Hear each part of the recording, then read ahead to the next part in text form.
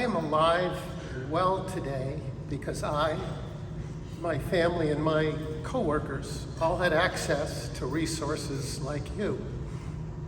You really do make the world a better place, so thank you. I stand before you today a very, very happy person. But I lived the first 50 years of my life under a very dark cloud. I struggled with the pain and confusion of living in the wrong gender. Now, a lot of people assume that this means I spent 50 years daydreaming of womanhood, 50 years wanting to play dress-up. But to the contrary, I spent 50 years desperately trying to be a man. I wish I could explain it, but I know of no other way to experience the world than as a woman. Manhood never felt natural to me. It felt forced. My confusion filled me with shame and self-loathing. And at 16, I captured my feelings in my journal. Dear Tom, I hate your guts. Why must you be so miserably pathetic? Why can't you be happy? What are you hiding? You are just a mask, a miserable, putty mask, a brainless, stupid mask. I don't hate you. I pity and despise you. Why don't you just crawl into a hole and die? I tried everything to fix myself. I asked my parents to send me to an all-boys school. I body-checked my way through one contact sport after another. I dated women, I married, I fathered 3 children. And when none of that worked, I consulted therapists, medical specialists, and theologians. And I prayed, God, please, just fix me. I did all this in secret. I distracted myself from my womanly feelings by burying myself in work. On the outside, everything looked fine. I was popular and successful. I had a great career and an amazing family. But inside, I was wretched, frightened, and alone. Eventually, all those years of loneliness turned my thoughts to suicide. And that changed everything. Because I felt certain of one thing. Even if I lost everything, my wife, my career, my children, my human rights, my first duty was to stay alive. And it begs the question that people often ask, why do people like me feel that we must transform ourselves or die? I was driven to such desperate measures for a very simple reason. I had endured life feeling unloved, unseen, and untouched by anyone. It wasn't my family's fault. How can people love and touch someone we never reveal? When you closet your soul from the world, you wall it off from humanity. Living a lifetime in solitary confinement is profoundly dehumanizing. It will destroy anyone. To express and share our identity is not just a human right, it is a human necessity. So, after 50 years, I finally realized that victory lay not in conquering my gender, but in learning to accept it. For a time, I continued to present on the outside as Tom, but I began to think of myself as Tina, and I began to plan for her future. Now, a few months after this turning point, my teenage daughter, Haley, learned of my struggles. It was a pair of high heels carelessly left in my closet that outed me to her. To say that Haley was frightened and confused is an understatement. But after a few conversations and a lot of reflection, she sent me a letter. Dear Dad, I love you too. The other day I was reflecting on how my whole life I could sense there was something else going on inside your head. If it counts for anything, learning what you're dealing with has helped me to understand that you were trying to shield us, which was a tremendous act of love. I think it is amazing and beautiful that you're trying so hard to take care of us as you grapple with this. I don't know if I've ever felt more loved in my life. Whenever you're having a low moment, please, please remember that no matter who you are, you succeeded as a parent in making me feel loved. Wow. My daughter knew for the first time who I was, and she still loved me. This is what it feels like to be loved. How would I ever survived without it? I had spent 50 years throwing myself under the bus. I had tried my damnedest to shame and silence the person inside me. No wonder so many people like me consider suicide. We're just finishing the job. It took the better part of 3 years to forgive myself. I worked through a lot of my issues on what I came to call my therapy walks. I was like a mother cradling her child. I would whisper to my soul, I'm sorry. Oh, you must hurt so. But I'm here now, and I will never abandon you again. I repeated this over and over and over. There was no problem solving, just love and assurance. And it was through walks like these that I learned that the most important work in transition is the internal work. And it takes time. It takes time because it isn't about problem solving. It is about healing wounds and rebuilding trust. I suspect that this is true of any personal trauma. So my original motive for transitioning had simply been to stay alive. But I have benefited in so many other ways. For the first time in my life, I am happy.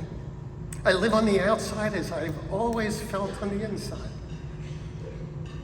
I finally know what love and human contact feel like. I don't have to pretend that I have feelings that I don't. And when someone says that they love me, I know they're talking to me. For the first time, I have a spiritual life. In the 50 years I prayed to God to fix me, He never answered. It was only after transitioning that I realized it hadn't been God who had been absent. It had been me. And you cannot have a conversation with someone unless you're both in the same room together. Now, I confess that I'm not exactly sure who this God fellow is, but we have some wonderful conversations together now, and I'm never alone anymore. I emphasize that with a lot of Christian conservatives because I don't think they understand. They're denying someone, by denying them their identity, they can't bring themselves before whoever they feel their creator is. And finally, I've taken ownership of my life. If you think about it, life's kind of like real estate. Homeowners and renters think very differently about the space they live in. If you're an owner, you're fully invested in your home's future. You are motivated. You plan years into the future. If you're a renter, you are at best a compliant caretaker. Your time horizon is your monthly rent check. Sure, you keep up appearances, but you invest a little more. I had spent 50 years renting someone else's identity. Today, I speak to you as the very, very proud owner of Tina Madison White.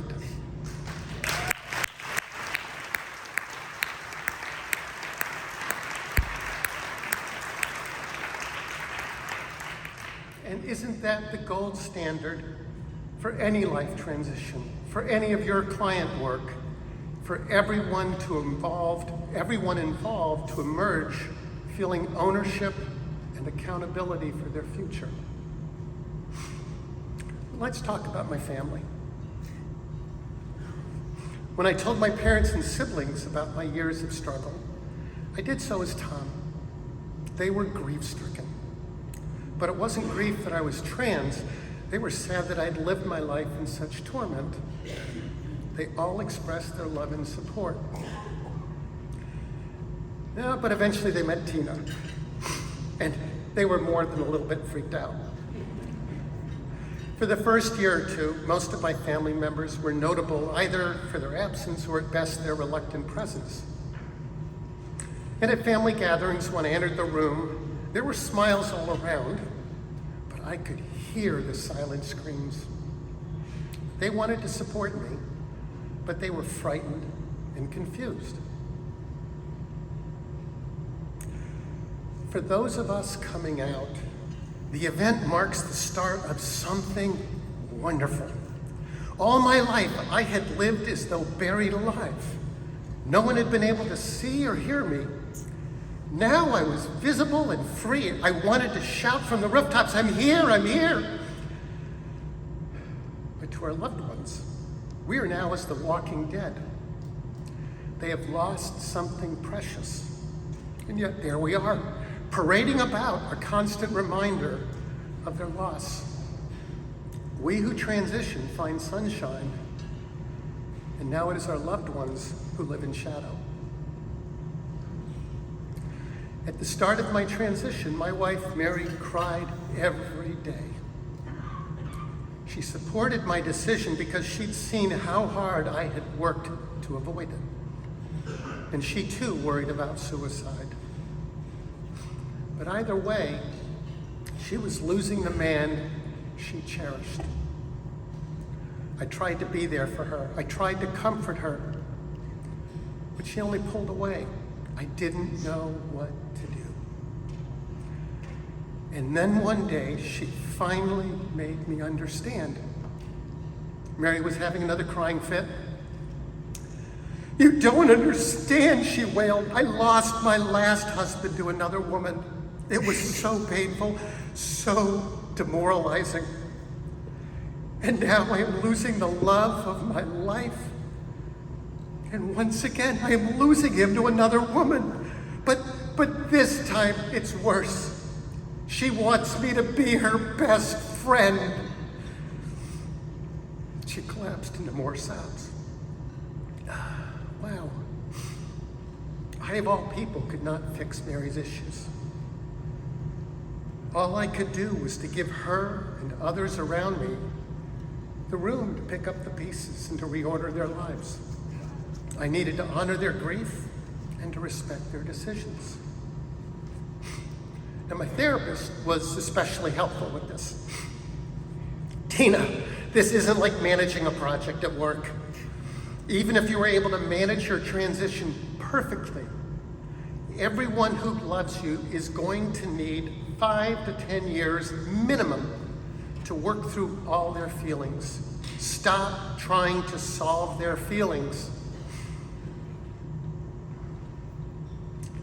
Once I understood this, it calmed me. And that in turn calmed everyone around me, at least a little. They stopped feeling that they had to model perfect sensitivity and support from day one. They felt permission to work out their own feelings and solutions, and meanwhile, I used the time and space to do my own homework. Sailors have a saying that I found indispensable at this time. When your boat is caught in rough seas, mind the waves, but look to the horizon. It will steady your hand on the tiller. Whenever storm clouds gathered in my heart, I looked to the distant horizon. One day I told myself, we will get there. Think 20 years from now, Tina.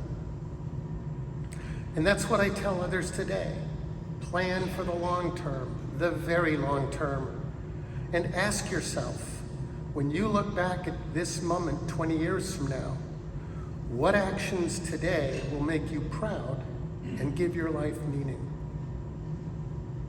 So over the next few years, I engaged in a sort of shuttle diplomacy with my family. One of their concerns was Tom. What happens to Tom? A lot of transgender people prefer to bury their past. They announce that Joe or Jane is dead. They hide old pictures, box up old trophies, and coach their family not to talk about their past at weddings. But I thought about my own children. I would be crushed if they told me that I had to erase all memories of them when they were young. Those are some of the most precious moments of my life. So I resolved to pursue a different approach. I made a simple proposition to my family. If I honored their past, would they honor my future? I was fine if little Tommy remained an integral part of our folklore. In family gatherings, they were welcome to talk about him. They didn't need to hide family pictures with Tom in them. But in return, I asked that they work hard to help me to build Tina's future. Add her pictures to their albums, build new stories with her in them. I think it's important to remember that families have a sense of identity too. We who transition sometimes forget this. Over time, this issue worked itself out organically. Tina, in fact, is so present at family gatherings that there's no shortage of pictures and anecdotes that feature her. And we all enjoy telling tales of mischievous little Tommy. He was a little Dickens. Mary and I had to work out our narrative too. If she stayed with me, did that make her a lesbian? Did she now have to include me in outings with her girlfriends? What if we wanted to kiss or hold hands? What did that mean now? A few years ago, Mary designed her own t-shirt with her answer to these questions.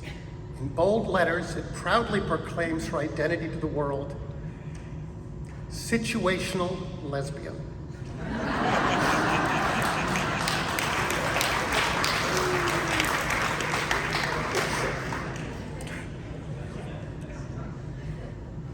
I also had to work with my children. While I adhered strictly to she as my preferred pronoun, I asked them how they preferred to name me. Of my immediate children, one preferred Tina, another mom, and another dad. It's important to understand that each of these solutions reflected careful soul searching and were offered with love. My son Cam, for example, fully accepts my pronouns and generally calls me Tina. But if pressed, he would say, she is my dad. To him, this is a sign of love and respect both to his birth mother and to the person who fathered him all through his childhood. It is his way of honoring and loving all of me and all that I meant to him. My family and I worked out solutions like these in the spirit of compromise. But they don't feel like compromises today. They are the building blocks of an even more wonderful family narrative that all of us are excited to own and share. Make no mistake, my transition was very hard on my family. They love Tom, and even today they miss him. But they love Tina too. And she brings something to the table that Tom never could. Children can tell when a parent is emotionally distracted and depressed. It affects them deeply. I suspect that if my children learned any anxiety while growing up, they learned a good deal of it from me. So they love that Tina is more engaged. They are thrilled to see me so happy. Dr. Oz once asked my daughter, my oldest daughter, Evelyn, how she felt about losing her dad. She owned that it had been difficult. She'd cried a lot, but she said that she couldn't be more proud to be my daughter. And if Tina can do this, she said, there isn't anything in the world that I can't accomplish. Now that's a pretty nice legacy to leave to your children.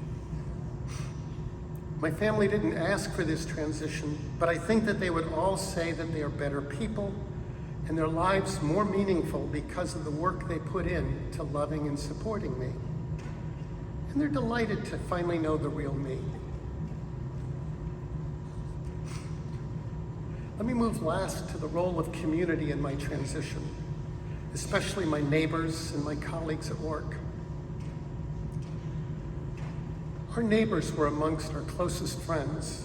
I visited each in turn, telling them about my plans and asking them to reach out to Mary and to lend her their support. They did. "You should divorce his ass," they told her. "Get out quick before he spends all your money. Trust me, he's got a 5-year plan and you're not in it." Mary eventually lost most of these friendships because she refused their advice. After a year of this sort of support, we decided to leave our neighborhood so that we could focus on our marriage. Family members coping with transition desperately need community support. But what they need is friends who will listen, not take charge. Careless judgments, ultimatums, and simplistic solutions have no place at the table, especially from casual observers. While all this was going on, I was trying to hold on to my career. I met with my boss, Matt, to tell him I would be taking a leave of absence for surgery and that I would be returning to work in heels. I entered his office terrified out of my mind. See, Matt was a conservative Christian from South Carolina who, as he liked to put it, loved church, family, and football in that order. He had brought me onto his team just recently in order to lead one of his most important projects.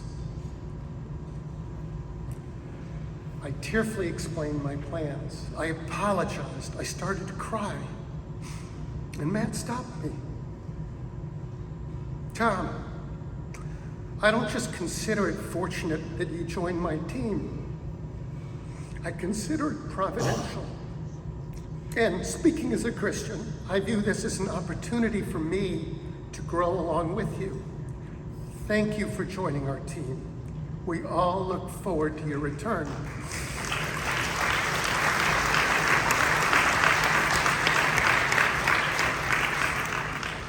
Wow, there's that word again. With those words, Matt lifted me from one of my lowest moments in life. Yes, I was different now. Maybe even a freak, I don't know. But I was still valued. My difference wasn't necessarily a liability. In fact, Matt seemed to consider it an asset.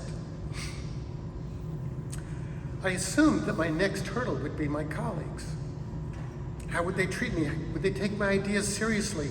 Would they spend as little time in the room as possible with me? As it turned out, my next hurdle was me. I quickly learned that when you think of yourself as a stigmatized outsider, you bring less of yourself to work. You filter your thoughts to avoid rocking the boat. You focus on fitting in rather than driving change. Every working day, you deplete a part of your energy, just coping with your sense of difference. A month before, I had been a white, Ivy League educated male. There was nothing remarkable about me leading a team or running a meeting. Now, as a transgender woman, I wasn't even certain that I belonged in the room. This is when I learned what it really means to be an ally. You see, before coming out, I had assumed that being an ally meant being an activist. It meant standing up for and advocating on behalf of the powerless. It meant mentoring those who didn't enjoy the status of insider. Those notions aren't wrong. They're just incomplete. When I returned to work, people did advocate on my behalf. But it was the little things that colleagues did each day that saved my career. It was their excited greetings, friendly handshakes, and direct eye contact. It was their attentive listening. positive feedback, and simple compliments. These actions didn't change the organization. They changed me. They changed the way I felt about myself. Over time, these simple, everyday gestures muted my fears and put me back on my A game. I was a leader again. A few months after I came out of work, my company conducted its biannual survey of colleague engagement. Were people fully engaged in their work and committed to the organization? Now, this survey was a big deal. It directly affected senior leaders' compensation. That year, my division's numbers showed some of the highest improvement in the company. My boss, Matt, confided that among other things, he thought that the organization's staunch support of my transition had something to do with it. It wasn't about me. Colleagues were just excited to see their leaders taking a principled stand on something other than shareholder value. Matt winked at me. "You know, Tina," he joked, "maybe we need someone to transition every year or so." Indeed. Thank you very much.